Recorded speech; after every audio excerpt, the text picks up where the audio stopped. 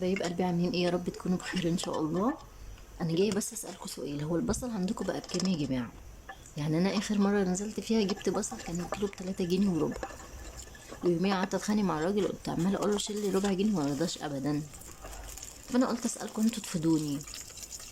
المهم علينا احنا هنعمل النهارده شويه بزله زي العسل. جبنا بصلايه صغيره وحطينا سمنه تسلق، يعني معلقه سمنه كده تسخن على النار، بعد كده حطينا اصل البصلايه صدمه مع السمنه. اول كده ما نقلبها كويس نروح حاطين عليها اللحمه على طول،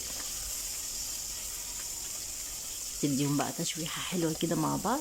وتكوني بقى محضرة فص توم تخرطيه صغير قوي معاهم.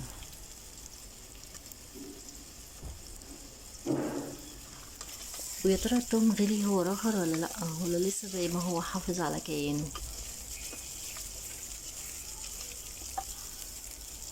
نقلب بقى البصلة كويس كده لحد ما تدي اللون الذهبي الغامق شوية، يعني ايه ما تحرقهاش قوي كده، لا يعني تبقى ذهبي غامق. طبعا هنكون محضرين صلصة الطماطم، اول ما يبقى لونها كده نروح حاطين عليها الطماطم على طول. التوابل بقى يا ست الكل على حسب ما انت عايزة.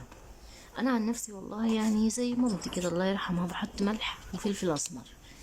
اي افتكاسات جديده من الايام بتاعت الايام البيضه ديت ما بحطش.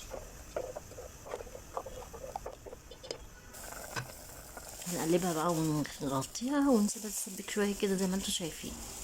مش هنسبكها قوي عشان البزله بتحب يعني لسه بتاخد سوا.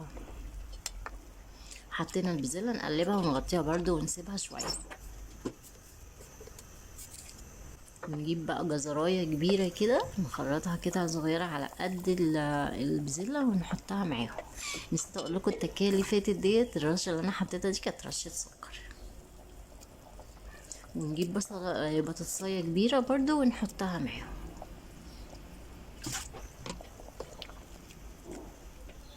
بس كده، بزله عادي خالص زي ما كل امهاتنا بتعمل، مفيش اي افتكاسات.